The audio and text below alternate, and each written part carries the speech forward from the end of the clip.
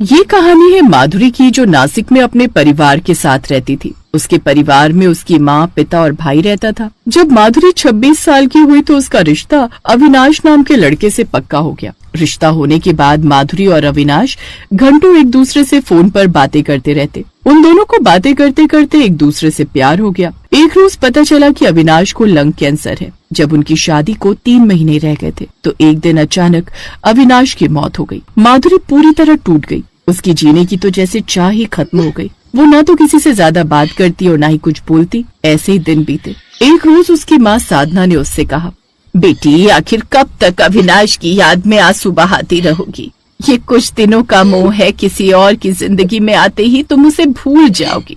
ऐसा कभी नहीं होगा माँ। मेरी जिंदगी में मेरे अविनाश की जगह कोई नहीं ले सकता। मैं कहती हूँ दूसरी शादी के बारे में तो सोच, देखना सब बदल जाएगा। नहीं, बिल्कुल नहीं माँ। माधुरी को उसकी माँ साधना, पिता जगदीश ने बहुत समझाया, लेकिन माधुरी ने किसी की बात नहीं मानी और शादी न करने का फैसला कर लिया। ऐसे ही कई साल गुजर गए। सब लोग उसके माता पिता को ताने देने लगे, पता नहीं कैसे लोग हैं, बेटी को इतनी उम्र तक घर में बिठा कर रखा हुआ है, पता नहीं शादी क्यों नहीं करते। लोगों के तानों से अब जगदीश और साधना परेशान हो चुके थे, इसीलिए उन्होंने आखिरी बार माधुरी से फिर बात की। माधुरी, तुम्हारी वजह से मोहल्ले भर में हमारी बदनामी हो रही है। अब तुम 37 साल की हो गई हो। तुम्हारे कारण तुम्हारा भाई भी आखिर कब तक कुंवारा बैठा रहेगा? वो भी 30 का हो गया। तुम्हारी शादी हो तो हम उसकी भी करें। तो मैंने कब रोका है किसी को? माँ, तुम उसकी शादी कर दो। तू क्यों नहीं समझती मेरी बच्ची? भाभी के आने के बाद तुम्हें महसूस होगा कि अपना ससुराल ही अपना घर होता है, तब मायका पराया लगने लगता है। माँ, अगर आप लोगों को मैं बोझ लगने लगी हूँ तो ठीक है, मैं ही ये घर छोड़कर चली जाऊंगी। ओफो, इस लड़की से तो बात करना ही बेकार है। घर वालों के बार बार समझाने पर भी वो शादी के लिए नहीं मानती। फिर कुछ समय बाद वो लोग अपने बेटे मोहित की शादी प्रेरणा से कर देते हैं। प्रेरणा बड़ी ही समझदार थी। उसने आते ही घर के सारे काम संभाल लिए। एक रोज उनके घर कुछ मेहमान आए। प्रेरणा सबके लिए खाना बनाने लगी तो उससे सब्जी में नमक तेज हो गया, जिससे वो घबरा गई। अरे बाप रे, ये क्या हो गया? अब माँ जी खूब बातें सुनाएंगी, इसमें तो नमक तेज हो गया। तभी माधुरी वहाँ आती है और उसे परेशान देखकर कहती है, क्या बात है भाभी, आप इतनी परेशान क्यों हो? दीदी, मुझसे पनीर में नमक तेज हो गया, अब क्या करूँ? बस इतनी सी बात, ये तो 2 मिनट में ठीक हो जाएगा। माधुरी आटे की छोटी छोटी गोलियां बनाकर उस सब्जी में डालती है, जिससे सब्जी का नमक कम हो जाता है। ये देख प्रेरणा बड़ी खुश होती है। अरे वाह दीदी, आप तो बड़ी होशियार हो। आपकी सास आपकी जैसी होशियार बहू पाकर बड़ी खुश होंगी। ये बात सुनते ही माधुरी का मुंह उतर जाता है और वो वहाँ से चली जाती है। कमाल है, इनको क्या हो गया? प्रेरणा के मन में अब तरह तरह के सवाल उठने लगे। अपनी बड़ी ननद को कुंवारा देख पहले तो प्रेरणा की हिम्मत नहीं हुई किसी से कुछ पूछने की, लेकिन फिर एक रोज उसने मोहित से पूछ ही लिया। एक बात बताओ मोहित, दीदी की इतनी उम्र हो गई, लेकिन आप लोगों ने उनकी शादी क्यों नहीं की? क्योंकि ये उनकी मर्जी थी प्रेरणा।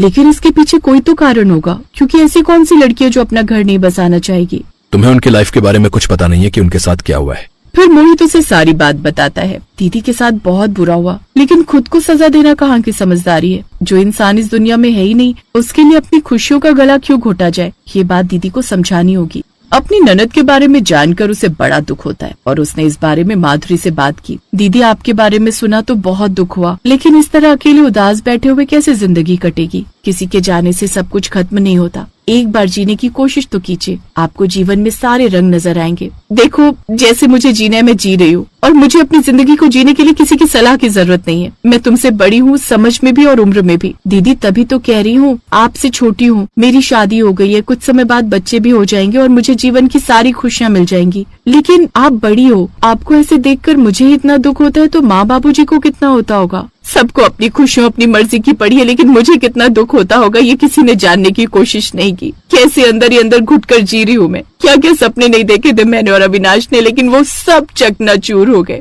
दुल्हन बनने से पहले ही मैं उसकी कुंवारी विधवा बन गई। ये कहकर माधुरी फूट फूट कर रोने लगी। उस रोज मानो उसके दिल से सारे दुख, सारे आंसू बाहर आ गए हो। अपनी ननद को ऐसे देख प्रेरणा की आंखें भी भर आई। अब वो अपनी ननद का दुख समझ चुकी थी, लेकिन साथ ही ये भी समझ चुकी थी कि वो अविनाश को कभी नहीं भूल पाएगी। उसने इस बारे में अपनी बड़ी बहन सुधा को बताया, जो शादी कर चंडीगढ़ रहती थी। ये तो बड़ा बुरा हुआ उनके साथ, लेकिन इस गम से उभारने के लिए उन्हें किसी और चीज में ध्यान लगाना होगा। अगर वो ताउम्र शादी नहीं करना चाहती तो कोई बात नहीं। ऐसी बहुत सी औरतें हैं समाज में जो शादी नहीं करती, लेकिन कम से कम उन्हें बच्चे के बारे में तो सोचना ही चाहिए। हाँ, ये कैसी बातें कर रही हैं आप दीदी? कुंवारी माँ जानती है ना इससे हमारी कितनी बदनामी होगी। अरे चुप कर पागल, तू गलत समझ रही है। मेरी बात ध्यान से सुन। जवानी तो इंसान काट भी लेता है, लेकिन बुढ़ापा काटना मुश्किल हो जाएगा। तू एक काम कर, तू उनका ध्यान बच्चों की तरफ लेकर जा। और वो कैसे, बताती हूँ। अब सुधा ने उसे सारी बात समझाई। अगले दिन प्रेरणा जानबूझकर पड़ोस में रहने वाली सपना की 7 महीने की बेटी को खिलाने के लिए घर ले आई और कुछ देर बाद माधुरी के कमरे में गई। दीदी, ये सपना की बेटी है। अभी वो अपने बड़े बेटे को स्कूल से लेने गई है तो इसे मेरे पास छोड़ गई। क्या आप इसे थोड़ी देर खिलाएंगी? मुझे रसोई में खाना बनाना है। अच्छा ठीक है। प्रेरणा उसे वहाँ छोड़कर चली जाती है। उस बच्ची को हंसता देख माधुरी के चेहरे पर भी मुस्कान आ जाती है। नटखट, चलो मैं तुम्हें गाना सुनाती हूँ। लकड़ी की काठी, काठी पे घोड़ा, घोड़े की दुम पे जो मारा हथौड़ा। प्रेरणा चुपके से बाहर से ये सब देख रही थी। वो बड़ी खुश होती है क्योंकि उसने पहली बार अपनी ननद को ऐसे हंसते हुए देखा था। अब तो दीदी की खुशियों की चाबी मिल गई। अब प्रेरणा रोज ऐसा करने लगी। वो जानबूझकर पीहू को वहाँ ले आती ताकि माधुरी की ममता जाग जाए, और हुआ भी ऐसे ही। माधुरी को बच्चों से बड़ा प्यार हो गया, और जब पीहू अपनी नानी के घर चली गई तो उसे बड़ा दुख हुआ। तब प्रेरणा ने उसे समझाया, दीदी आप चाहो तो आपके पास भी एक पीहू हो सकती है जो बस आपके पास ही रहेगी, और सुबह शाम यहाँ तक कि रात को भी। वो कैसे, बताती हूँ। प्रेरणा ने उसके कानों में कुछ कहा जिसे सुनकर उसके होश उड़ गए। ऐसे कुछ दिन बीत गए और फिर एक रोज जब दोनों ननद भाभी पड़ोस में किसी की गोद भराई में गई थी तो माधुरी को देख लोग बातें बनाने लगे। ना जाने कब इसकी शादी होगी और कब ये बच्चे जनेगी। एक उम्र के बाद तो बच्चे होना भी मुश्किल हो जाते हैं। इसको तो गोद भराई का सुख भी नसीब नहीं होगा ऐसा लगता है। मुझे तो लगता है ऐसी रह जाएगी बिना गोद भराई के। ये सब सुनकर माधुरी के आंसू आ गए। ये देखकर प्रेरणा गुस्से में बोली, क्यों, सिर्फ शादीशुदा स्त्रियों की गोद भराई होती है क्या? क्या हर औरत माँ बनने का सपना नहीं देख सकती? क्या ममता सिर्फ विवाह के बाद ही आती है? माँ बनने के लिए जरूरी तो नहीं कि शादी की जाए। मेरी ननद की भी गोद भराई होगी। हाय हाय, देखो कितनी बेशरम बहू है साधना की, कैसी बातें कर रही है, बेशरम कहीं की। अरे मॉडर्न होना अच्छी बात है, लेकिन इसका मतलब ये नहीं कि ऐसी सोच रखो। आपकी सोच से बहुत बेहतर है। और अब तो मेरी कुमारी ननद की गोद भराई होकर रहेगी और उनकी भाभी उनकी गोद भराई करवाएगी। ये मेरा वादा है आप लोगों से। प्रेरणा माधुरी के साथ वहाँ से आ गई। ऐसे ही समय बीता। प्रेरणा चाहती थी कि माधुरी को समाज की बंदिशों से ऊपर उठकर सम्मान मिले, इसलिए प्रेरणा ने माधुरी की गोद भराई का आयोजन किया। प्रेरणा अपनी ननद की गोद भराई के लिए तैयारियां करने में जुट गई। सबसे पहले उसने हलवाई और डेकोरेशन वालों को फोन किया, फिर लोगों और आस पड़ोस वालों को निमंत्रण देने चली गई। वो आंटी जी, कल मेरी ननद की गोद भराई है सुबह 10 बजे, तो आप सब समय से आ जाइएगा। ये सुनकर तो कमला हैरान रह गई। इसी तरह अब ये बात हर जगह फैल गई और मोहल्ले की औरतें आपस में बातें बनाने लगी। हाय, आजकल तो बिल्कुल भी शर्म लाज ही नहीं रह गई है लोगों में। बताओ, कुंवारी ननद की गोद भराई की रस्म तो ऐसे कर रही है जैसे ना जाने कितना बड़ा तीर मारा हो इसने। इसीलिए समझाती थी साधना बहन को, बेटी के हाथ समय रहते पीले कर दो। अब कर दिया ना सबका मुंह काला। लेकिन इन सबको तो जैसे कोई फर्क ही नहीं पड़ता। गोद भराई का निमंत्रण तो ऐसे दे रही है जैसे ओलंपिक में मेडल जीत कर आई हो। प्रेरणा उन सब की बातों को सुनती है तो धीमी सी मुस्कान के साथ मुस्कुरा देती है। अगले दिन सुबह जल्दी उठकर वो काम में लग गई। फिर कुछ देर बाद सभी रिश्तेदार और मोहल्ले वाले उनके घर आ गए। सभी औरतें वहाँ बातें बनाने लगी। गोद भराई की रस्म होने लगी और अब सबकी नजर माधुरी के पेट पर ही थी। इसको देखकर तो कहीं से नहीं लग रहा ये माँ बनने वाली है। तभी कुछ देर बाद एक गाड़ी वहाँ आकर रुकी जिसमें से कुछ लोग उतरे और उनके हाथों में थी एक छोटी सी बच्ची। वो औरत उस छोटी 2 महीने की बच्ची को उसकी गोद में डाल देती है। किसी के समझ में कुछ नहीं आ रहा था। फिर कुछ समय बाद सबको पता चला कि माधुरी ने एक अनाथ बच्ची को गोद लिया है। उसकी गोद भराई उस बच्ची के स्वागत का प्रतीक थी। ऐसा करके माधुरी ने न सिर्फ एक अनाथ बच्ची को माँ का प्यार दिया, बल्कि समाज को सिखाया कि माँ बनने के लिए शादी नहीं, साहस और ममता चाहिए।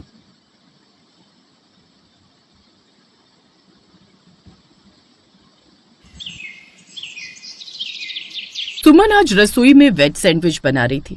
हाथों में लाल चूड़ा खन खन करते बता रहा था कि आज जानकी की नई बहू रसोई में कुछ स्पेशल बना रही है।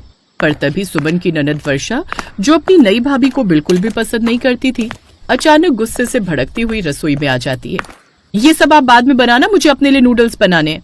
वर्षा, मैं वेज सैंडविच बना रही थी, तुम्हें पसंद है ना, ये भी खा लेना। मुझे नहीं खाने, आज मेरे नूडल्स खाने का मन है। वैसे भी मैं कॉलेज जा रही हूँ, मेरे पास इतना टाइम नहीं है जो मैं आपके लिए वेज सैंडविच खाने के लिए रुकूंगी। मैं अपने नूडल्स बना रही हूँ, आप ये सब बाद में कर लेना। किचन में इतनी जगह नहीं है कि 2 लोग खड़े हो सके। सुमन ने कुछ नहीं कहा। वो चुपचाप रसोई से बाहर आ गई। वर्षा, ये क्या तरीका है अपनी भाभी से बात करने का? वो सबके लिए नाश्ता बना रही थी, तुम एक तरफ बना लेती नूडल्स। रसोई से बाहर जाने के लिए क्यों बोला अपनी भाभी को? मम्मी, मैं देख रही हूँ जब से भाभी आई है आप सबने मेरे ऊपर ध्यान देना बंद कर दिया है। जब देखो इस घर में भाभी की बातें होती रहती हैं। मैंने कल इडली सांभर बनाने के लिए बोला था, लेकिन किसी ने भी मेरे लिए इडली सांभर नहीं बनाया। और रात के समय भाभी ने जब राजमा चावल बोने तो आपने फौरन उनके लिए बना दिए। अब सुबह सुबह मैं क्यों वेज सैंडविच खाऊं जब मेरा मन नहीं है? मेरा मन नूडल्स खाने का था, इसलिए मैं रसोई में आकर खुद ही बनाने लगी, क्योंकि मुझे पता है ना आप मुझे मैगी बनाकर दोगे और ना भाभी। मुझे तो लगता है मुझे अपने सारे काम खुद ही करने पड़ेंगे। मैंने मैगी बना ली है, जा रही हूँ कॉलेज। बुला लो अपनी प्यारी बहू को, आ जाएगी रसोई में आपके लिए सैंडविच बनाने। बाय। वर्षा ने डिब्बे में नूडल्स पैक किए और कॉलेज चली गई। घर में सब जानते थे कि वर्षा सुमन के साथ अच्छा व्यवहार नहीं कर रही है, पर सुमन सबकी लाडली थी, इस वजह से कोई भी उसे इस बारे में कुछ नहीं कह रहा था। मम्मी जी, ये सैंडविच। पापा जी, आपका नाश्ता। सुमन बहू, वर्षा की तरफ से मैं माफी मांगती हूँ। क्या करूँ, मुझे समझ ही नहीं आ रहा कि वो ऐसा व्यवहार क्यों कर रही है। नहीं नहीं मम्मी जी, ऐसे माफी शब्द मत बोलिए, मुझे अच्छा नहीं लगेगा। वर्षा मेरी छोटी बहन जैसी है, मुझे उसकी बातों का बुरा नहीं लगता। वो मेरे ऑफिस के कुछ फ्रेंड्स शाम को घर आना चाहते हैं। सुमन, तुमसे मिले नहीं ना तो सबका मन है तुमसे मिलने का। सब बार बार बोलते हैं कि भाभी से मिलवाओ। जी बोल दीजिए, मैं कुछ बना लूंगी खाने का। तुम बेकार में थक जाओगी, बाहर का ऑर्डर कर देंगे। पर नीरज ठीक कह रहा है बहू, तुम अकेली कहाँ बनाती रहोगी? बाजार से आ जाएगा शाम को खाना। सब तुमसे मिलने आ रहे हैं और तुम रसोई में लगी रहो, ये भी अच्छा नहीं लगता। इधर नीरज के फ्रेंड्स के आने की बात हो रही थी, उधर वर्षा कॉलेज के बहाने अपने बॉयफ्रेंड विक्की से मिलने गई थी। विक्की और वर्षा बहुत ही क्लोज आ चुके थे। वर्षा विक्की से अक्सर शादी की बात करती रहती थी। नूडल्स तो तुमने बहुत बढ़िया बनाए हैं, ऐसे नूडल्स रोजाना मिल जाएं तो मजा आ जाए। इसके लिए तो तुम्हें मुझसे शादी करनी पड़ेगी, फिर तो रोजाना तुम्हें बढ़िया खाना मिलेगा मेरे हाथों का। पर जब भी मैं तुमसे शादी की बात करती हूँ तुम मुझे बहाना बना देते हो। विक्की बताओ ना, कब करोगे शादी की बात? बहुत जल्दी करूंगा, बस कुछ दिन की और बात है। पापा लंदन से आ जाएं, उसके बाद मैं इस बारे में बात कर लूंगा। विक्की की बात सुनकर वर्षा खुश हो जाती है। शाम को जब वर्षा घर लौटती है तो नीरज के दोस्त आए हुए होते हैं, जिनमें लड़के लड़कियां दोनों शामिल थे। नीरज भैया, कुछ भी कहो, सुमन भाभी बहुत अच्छी है। आपको पता है सुमन भाभी मेरा कोई भाई नहीं था, पर जब मैंने ऑफिस ज्वाइन किया तो नीरज भैया ने बिल्कुल भाइयों जैसी मेरी केयर की, मेरी हर काम में हेल्प की। बहुत अच्छा नेचर है नीरज भैया का। ऑफिस में हम सबको बहुत सपोर्ट करते हैं। ये तो सच है भाभी, अपना यार नीरज वाकई में बहुत अच्छा है, बहुत बड़े दिल वाला है। कितनी बार तो परेशानी के समय इसने मेरी मदद की है, हमेशा आगे रहा है। अरे बस करो, मेरी इतनी तारीफ करोगे तो मक्खन खाकर मेरा वजन बढ़ जाएगा। मैं सबके लिए आइसक्रीम लेकर आती हूँ। तभी वर्षा आ जाती है। वर्षा, मेरे सारे दोस्तों से मिलो, ये मेरी बहन वर्षा है। ओह, मैंने तुम्हें कहीं देखा है। मुझे हाँ याद आया, तुम विकी की दोस्त हो ना? पहले वो मेरे कॉलेज में था, मैंने तुम्हें एक बार उसके साथ एक कॉफी शॉप में देखा था। मैं विकी से मिलने भी आई थी, शायद तुम्हें याद होगा। इतना कुछ याद नहीं है, मैं फ्रेश होकर आती हूँ। नीरज की दोस्त की बात सुनकर उस समय सब चुप हो गए। वर्षा समझ गई थी कि अब वो विकी की सच्चाई ज्यादा छुपा नहीं पाएगी। सबको घर में पता चल चुका था कि वर्षा विकी से प्यार करती है और उससे शादी करना चाहती है। वर्षा, आज ही हमारी विकी के माता पिता से बात करवाओ। हम नहीं चाहते कि लोगों के मुंह से हम ये बात सुने। हम बिना देर के तुम्हारी शादी विकी से कर देंगे। पापा, मैं विकी को कॉल मिला रही हूँ, वो उठा नहीं रहा। तो तुम्हें विकी का घर तो पता है ना? हम आज ही विकी के घर चलते हैं। हाँ और क्या, एक बार उसके मम्मी पापा से बात तो करें, उन्हें भी अपने बेटे के बारे में पता होना चाहिए। वर्षा के मम्मी पापा और नीरज विकी के घर जाते हैं, पर वहाँ विकी नहीं था।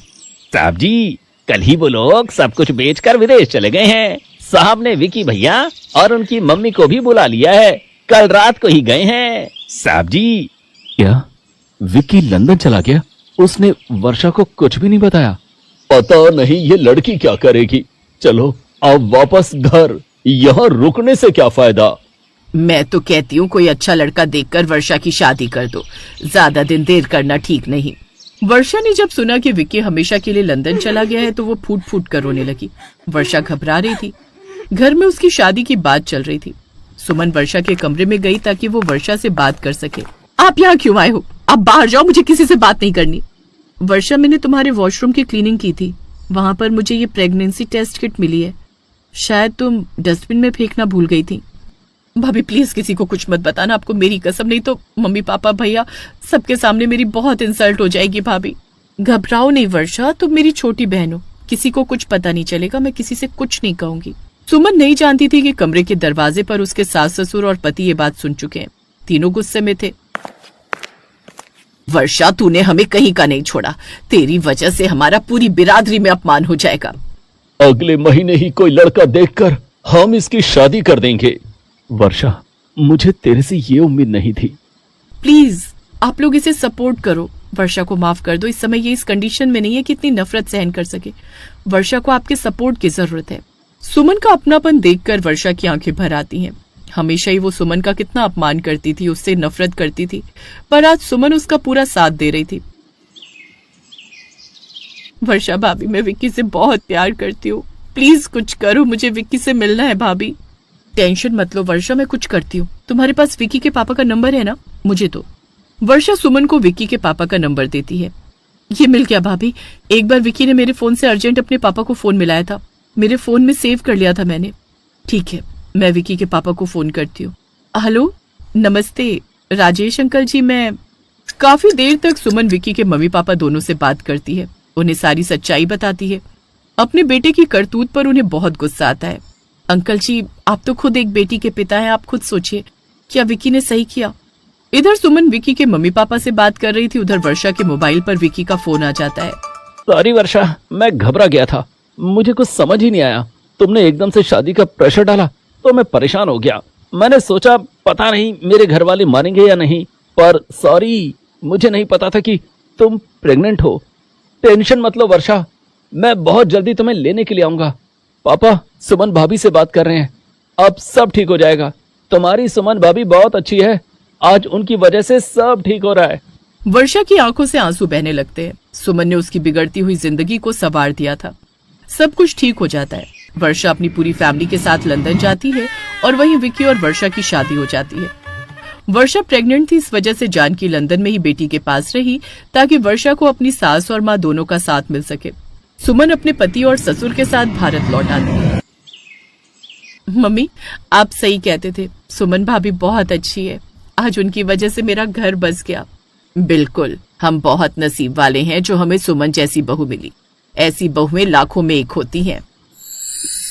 स्टोरी पसंद आई होगी तो वीडियो को लाइक कीजिएगा। ऐसे और भी मज़ेदार कहानी सुनने के लिए चैनल को सब्सक्राइब कीजिएगा, शेयर कीजिएगा। थैंक यू फॉर वॉचिंग बचपन टाइम।